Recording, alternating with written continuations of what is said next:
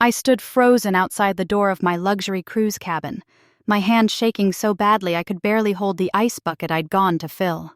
Through the thin gap in the door, I could hear my son Darnell's voice, low and urgent, speaking into his phone. "Yeah, I got the life insurance policy increased to $500,000 last month," he said. "She signed everything without even reading it. Old people, man, they just trust you." My heart stopped. I pressed myself against the wall, the ice bucket forgotten at my feet. "The one-way ticket was genius," Darnell continued, his voice cold and businesslike. "Overboard accidents happen all the time on cruises, especially with elderly passengers who wander around at night confused. That's what I'll tell them. She got disoriented, leaned over the rail to look at the water and—" He paused, then laughed. A laugh I'd never heard from my baby boy before. "By the time they find her, if they find her, it'll be too late. The insurance pays out in 30 days. I couldn't breathe, couldn't think. This was my son, my only child, the boy I'd raised alone after his father died, working double shifts as a nursing assistant for 27 years to put him through college. The man I'd helped buy his first house, the father of my 3 beautiful grandchildren, and he was planning to murder me. "Nah, she doesn't suspect anything," Darnell said, moving closer to the door. "I told her it was a gift for being such a good grandmother. She cried when I gave her the ticket, actually cried with happiness. I had cried. Just 3 weeks ago, in his living room, when he presented me with the cruise package wrapped in gold paper. I'd hugged him so tight, told him he didn't have to do this, that it was too expensive. He'd smiled that smile I'd loved since he was a baby and said, 'Mama, you deserve the world. You've sacrificed everything for me. It's time somebody took care of you.' I stumbled backward, my vision blurring with tears. The hallway seemed to spin around me. How could I have been so blind? Before we continue, please tell us where you're watching from so we know how far our stories reach, and subscribe to the channel to help us grow. Let me start from the beginning, because I need you to understand how I got here. How a woman who raised a child right, who taught him about God and family and doing the right thing, ended up hiding in a cruise ship hallway listening to her own son plot her death. My name is Lorraine Walker, and I'm 74 years old, vets. I've lived in the same house in Atlanta for 42 years, the house I bought with my late husband Raymond before he passed from a heart attack when Darnell was only 6. That house has been my sanctuary, my pride, my everything.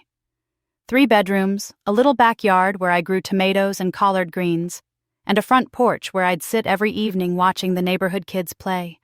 I'd lived a simple life. Worked hard, saved my money, went to Ebenezer Baptist Church every Sunday without fail. I had my church family, my bridge club ladies, my neighbor Miss Gloria who'd been my best friend for 30 years. I'd raised Darnell to be a good man, or so I thought. He'd become a real estate agent, done well for himself, married a woman named Candace 15 years ago, had 3 children, Amara, Isaiah, and little Zoe.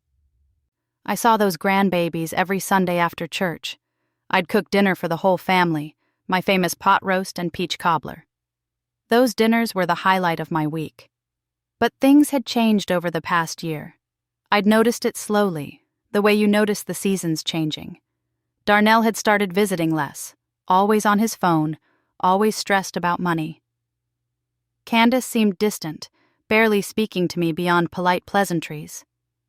The kids still loved their grandmother, but I could feel something shifting in the air, like the humidity before a storm. 6 months ago, Darnell asked me to update my will, said it was important to have everything in order just in case. I'd named him as my sole beneficiary, of course. Who else would I leave my house and savings to? He was my only child, the father of my grandchildren. It seemed natural. Then 3 months ago, he brought over some insurance papers, said it was a new policy that would help protect the family if anything happened to me. I'd signed them at his kitchen table while Candace made coffee and the kids played in the next room. I hadn't read the fine print. Why would I? This was my son, my blood. 2 weeks ago, he'd given me the cruise ticket, a 7-day Caribbean cruise leaving from Miami, first-class cabin with a balcony. "All expenses paid," he'd said, beaming. "You're going to love it, Mama. White sand beaches, fancy restaurants, shows every night. You've earned this." I'd tried to protest, told him I didn't need such extravagance, that I'd be happy with a weekend trip to Savannah. But he'd insisted, even drove me to the mall to buy new clothes for the trip. Sundresses, a swimsuit I felt too old to wear, sandals, a fancy hat for the deck. He'd paid for everything, telling me to get whatever I wanted. The ladies at my bridge club had been so excited for me. Miss Gloria had helped me pack, carefully folding each new dress, talking about how wonderful it would be. "You're going to meet a handsome gentleman on that ship," she'd teased. "Come back with some stories to tell." Darnell had driven me to the airport himself 4 days ago, hugged me tight at the departure gate. "Have the best time, Mama," he'd said.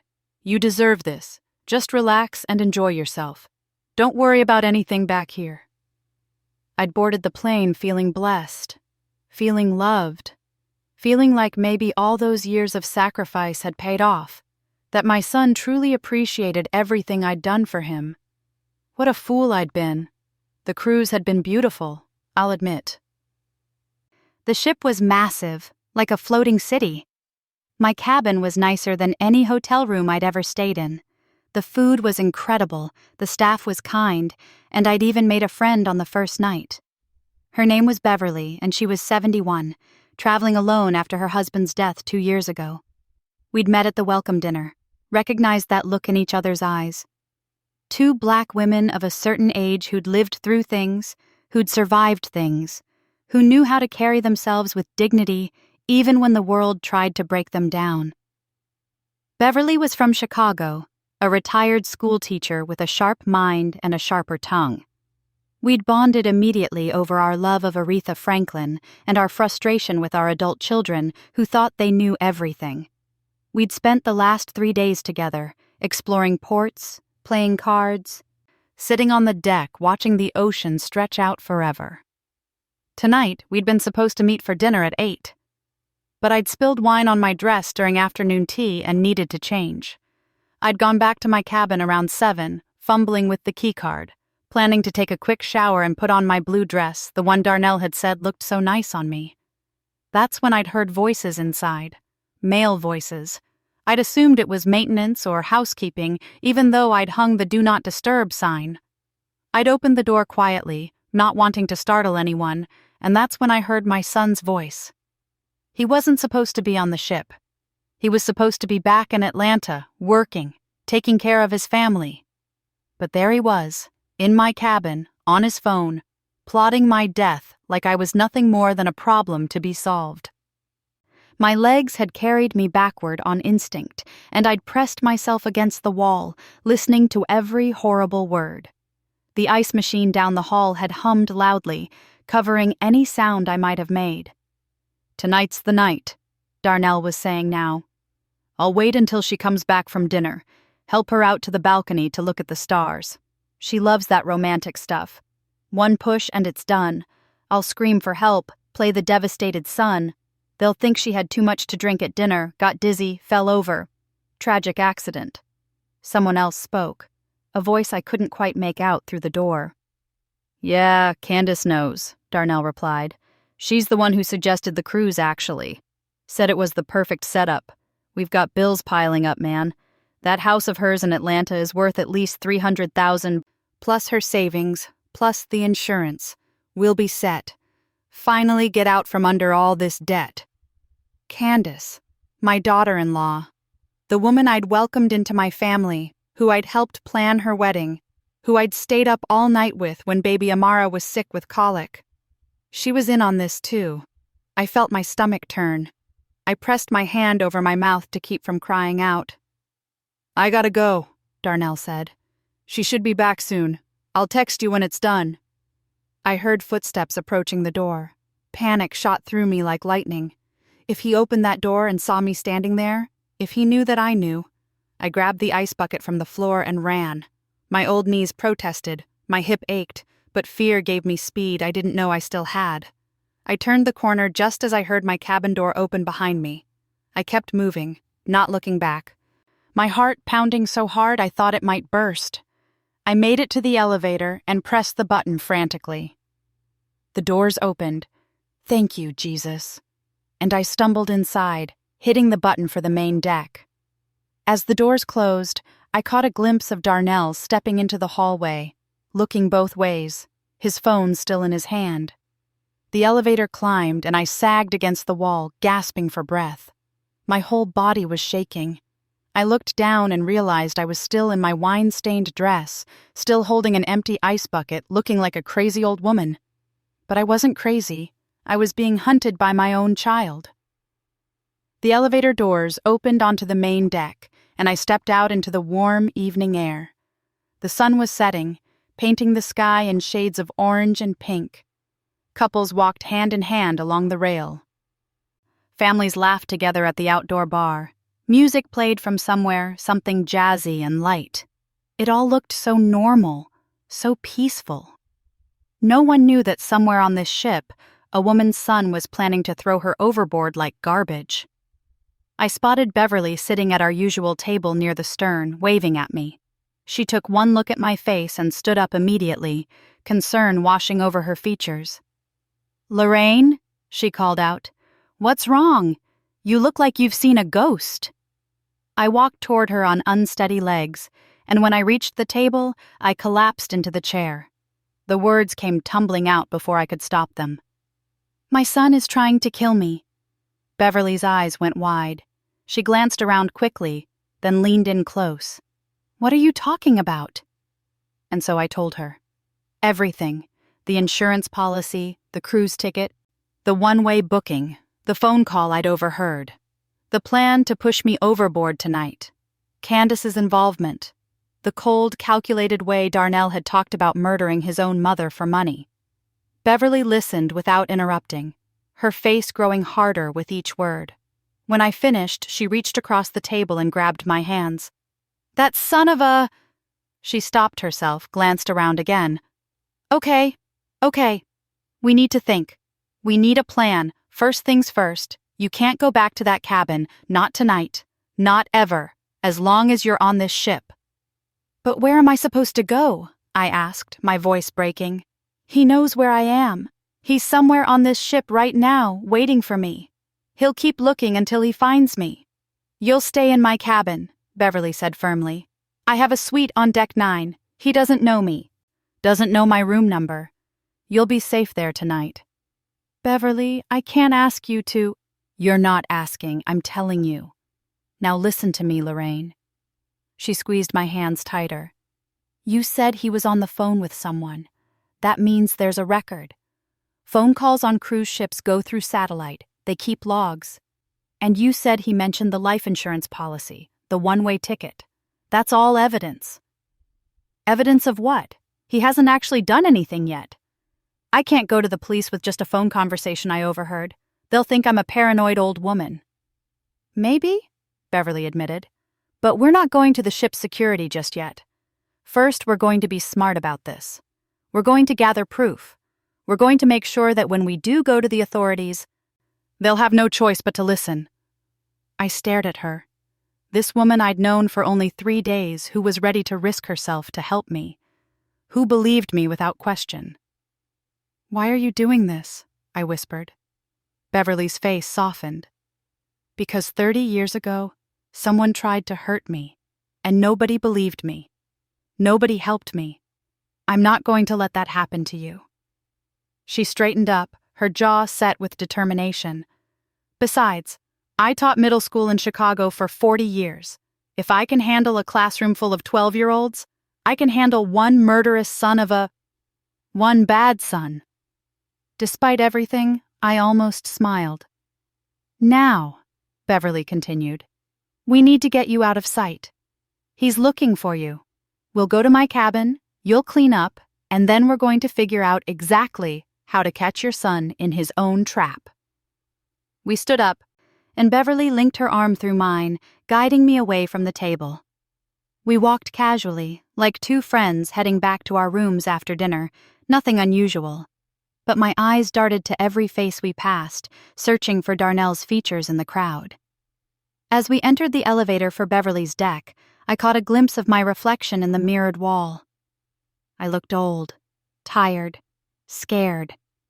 But underneath that fear, something else was starting to burn, something I hadn't felt in a long time. Anger. My son thought I was weak, thought I was just a foolish old woman who would trust blindly, who would never suspect her own child of evil. He'd underestimated me because I'd spent my whole life being kind, being giving, being the mother who sacrificed everything. Well, Darnell was about to learn that kind doesn't mean weak. And a mother's love has limits. The elevator doors opened on deck 9. Beverly led me down the hallway to her suite, looking over her shoulder every few steps. She unlocked the door and pulled me inside quickly, locking it behind us. "Okay," she said, turning to face me. "Now we make a plan. Because your son is about to find out he picked the wrong mother to mess with." I nodded, feeling something shift inside me. Fear was still there, yes. But alongside it now was something stronger, the will to survive. And more than that, the will to make sure Darnell faced justice for what he'd planned to do. I'd given him life. I'd given him everything. But I wasn't about to let him take my life in return. Whatever came next, whatever we had to do, I was ready. My baby boy wanted to play a dangerous game? Fine. But he'd forgotten one important thing. I'd taught him everything he knew. Every trick, every strategy, every way to read people and situations. He'd learned from the best. And now, the best was going to teach him one final lesson. Beverly's suite was twice the size of my cabin, with a sitting area, a king-size bed, and a balcony that overlooked the dark ocean. She locked the door, put the chain on, and then turned to me with the focused intensity of a general planning a battle. "First things first," she said. "We need to document everything. Write down exactly what you heard, word for word if you can remember. Times, dates, everything." My hands were still shaking, but I took the hotel notepad and pen she offered me. I sat down at the desk and began to write. Every detail of that phone conversation, every horrible word Darnell had said. The insurance policy. The one-way ticket. Candace's involvement. The plan to push me overboard tonight. While I wrote, Beverly was on her phone, typing furiously. "I'm researching maritime law," she explained. "We need to know our rights, what kind of evidence we need, who has jurisdiction." "Beverly, maybe we should just go to ship security now," I said. "Tell them what I heard. They could at least watch him, make sure he doesn't—" "And say what?" Beverly interrupted gently. "That you overheard a conversation through a door? Lorraine, I believe you. But ship security deals with drunk passengers and lost wallets. They're not equipped for attempted murder conspiracy. We need solid proof before we bring anyone else into this." She was right. I knew she was right. But the fear was eating at me. Darnell was somewhere on this ship, looking for me.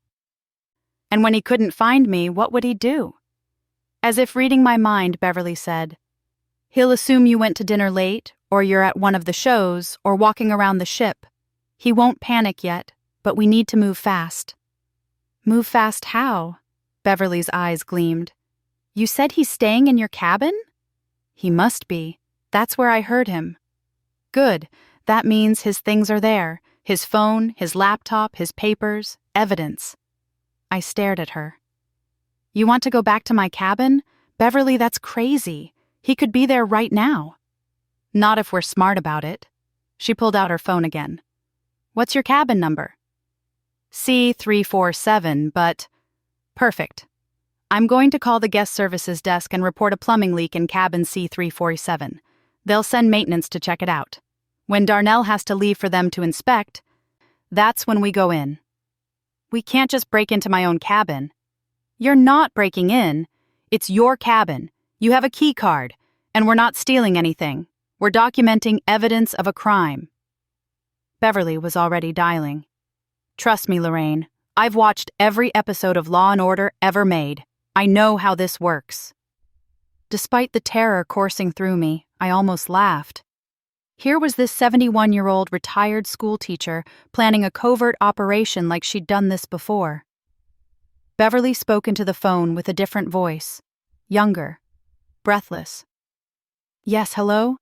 I'm in cabin C-349, and I can hear water running in the walls from the cabin next door. C-347. It sounds bad, like a major leak. Can you send someone right away?" She paused. "Yes, thank you so much. I really appreciate it." She hung up and looked at me triumphantly. "Maintenance will be there in 10 minutes. They'll knock, tell whoever's inside they need to inspect for a leak. Your son will have to leave or let them in. Either way, it creates a window." "But how will we know when he's gone?" "We'll watch." Beverly grabbed 2 dark scarves from her suitcase and handed me one. "Put this over your hair. We're going to stake out that hallway like we're on a mission," which we are. 10 minutes later, we were positioned around the corner from my cabin, partially hidden behind a housekeeping cart that had been left in the hallway. I felt ridiculous, like we were in some kind of movie.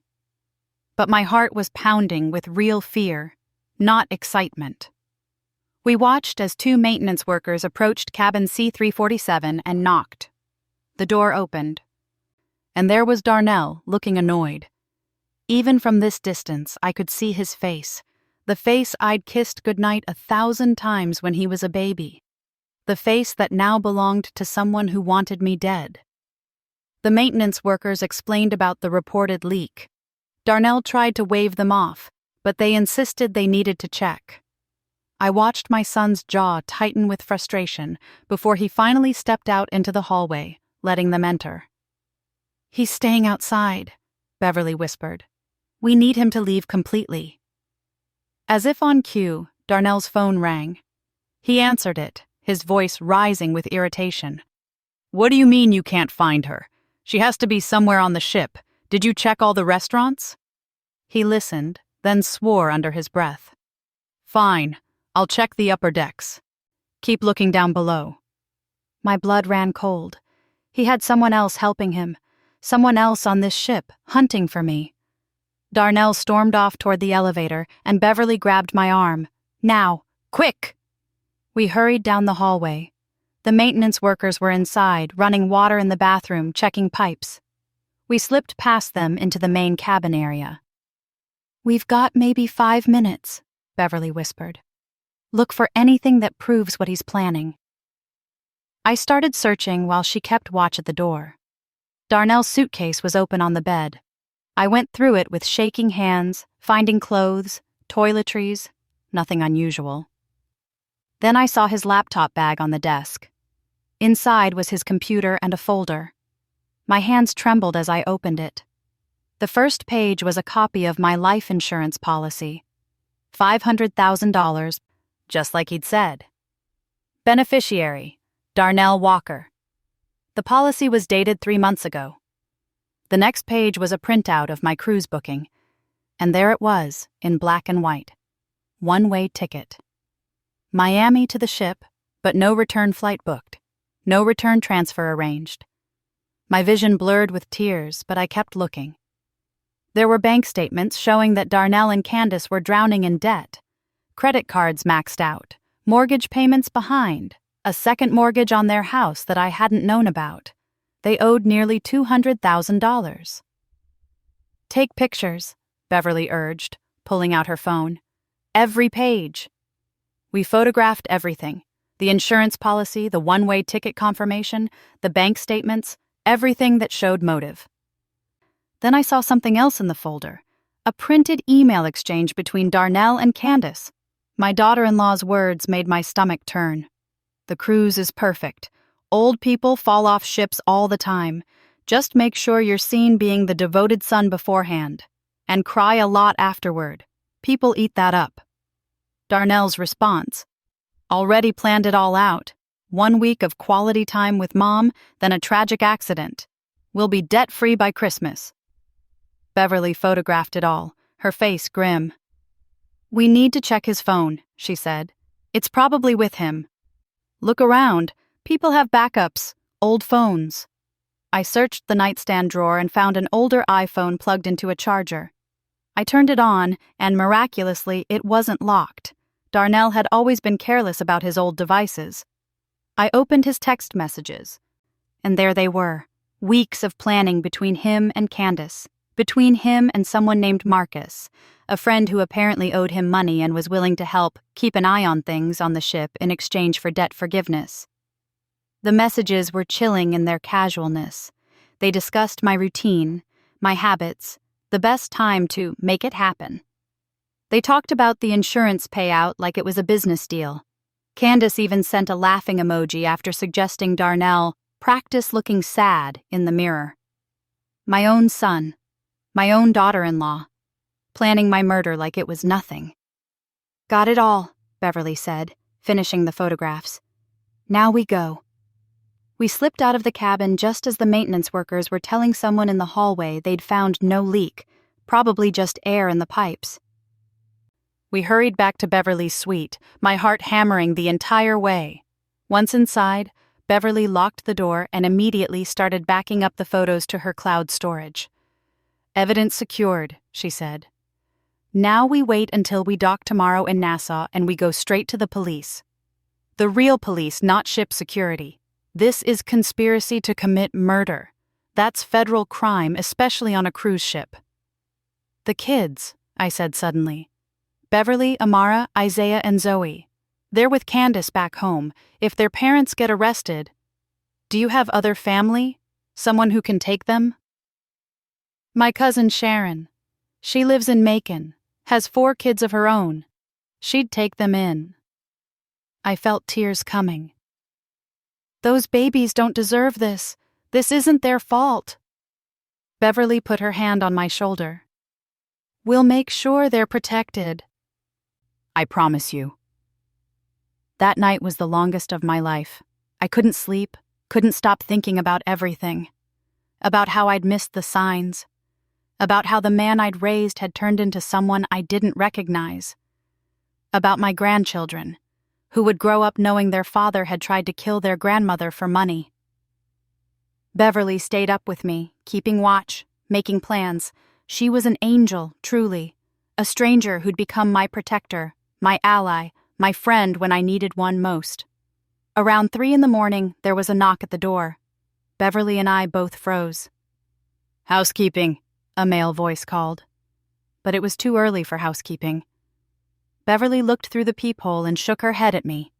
She mouthed, "It's a man, not in uniform."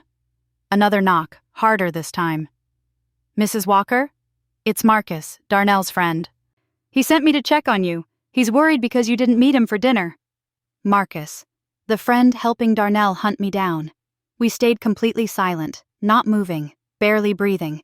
After what felt like forever, we heard footsteps walking away. "They know you're hiding," Beverly whispered. "They're getting desperate." The ship docked in Nassau at 9 the next morning. Beverly and I waited until we saw crowds of passengers disembarking before we joined them. We stayed in the middle of a large tour group, using them as cover. The moment we stepped onto land, onto Bahamian soil, I felt like I could breathe again.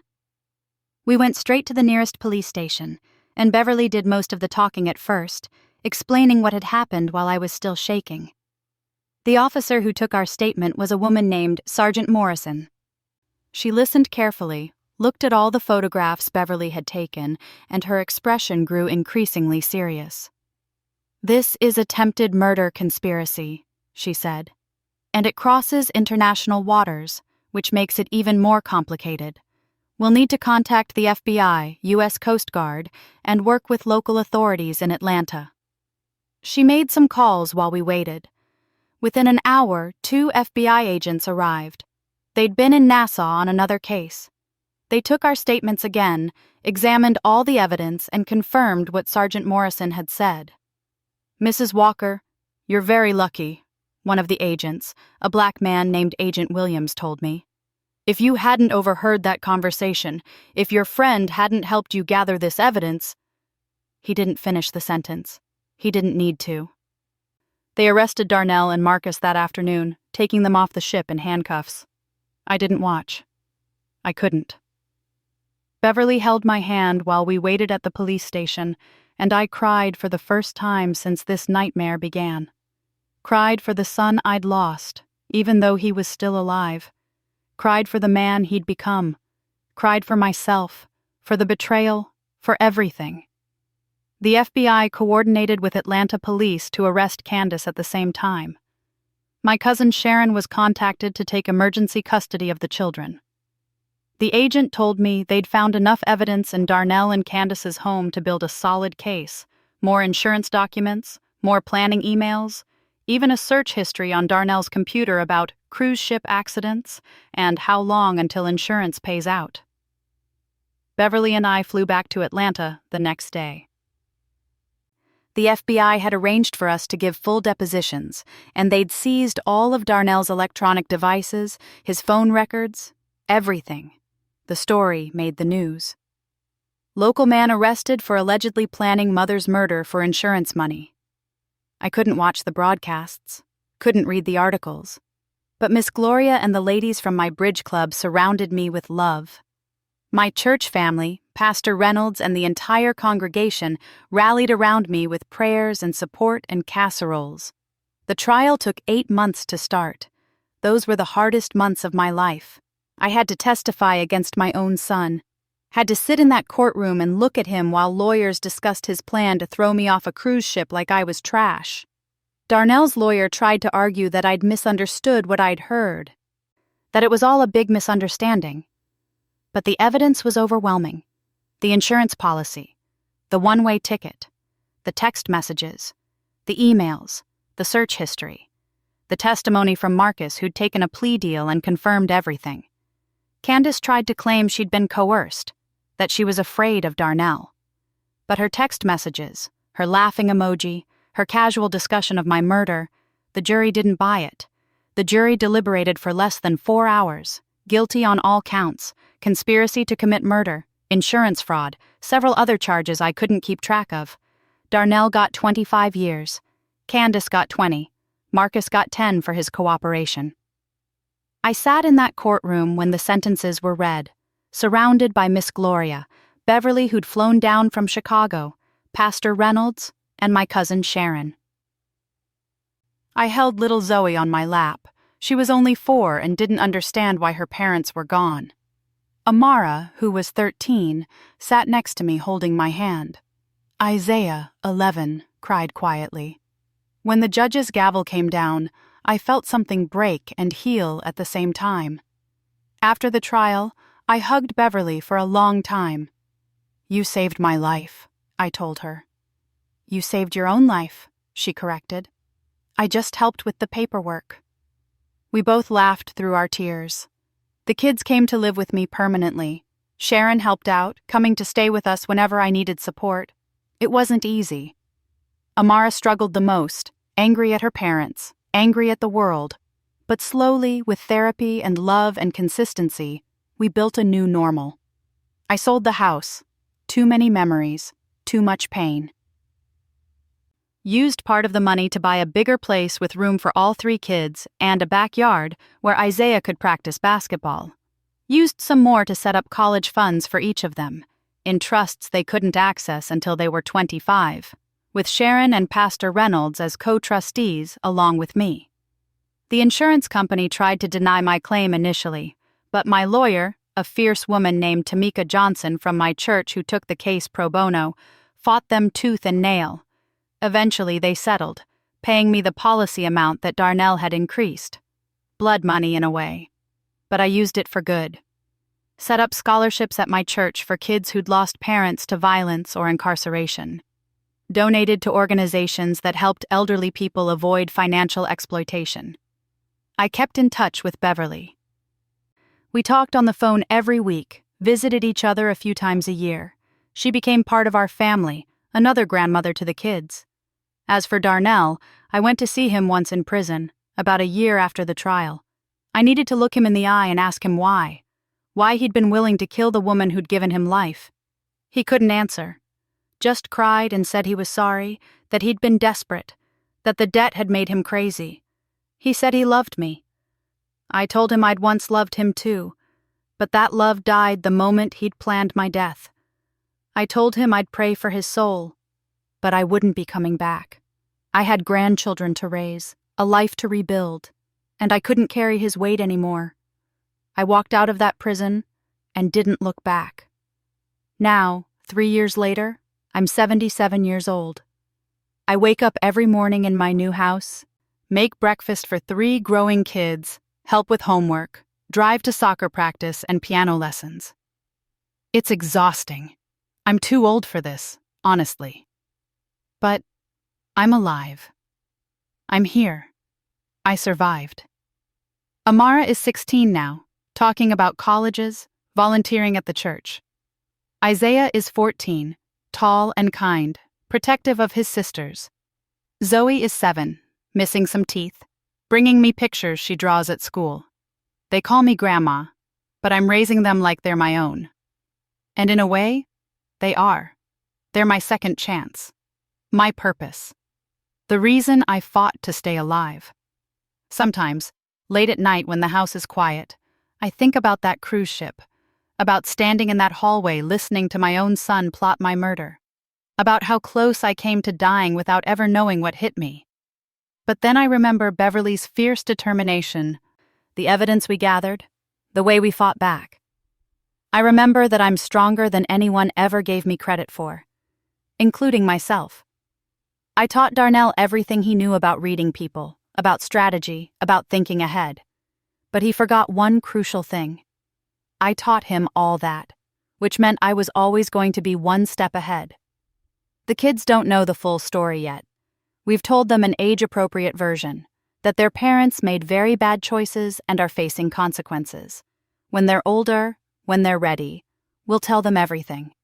For now, I'm focused on making sure they grow up knowing they're loved, that they're safe, that one person's evil choices don't define who they are.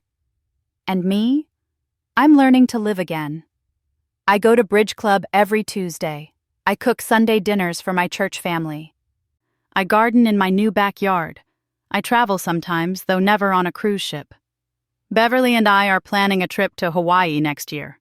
Round-trip tickets already booked, she joked when we made the reservations. I laughed, because what else can you do? You survive the worst thing you can imagine, and then you choose to live anyway. You choose to love anyway. You choose to trust again, carefully, but you trust. Life tried to take everything from me. My son tried to take everything from me. But I'm still here, and I'm not going anywhere. Thanks for listening. Don't forget to subscribe and feel free to share your story in the comments. Your voice matters.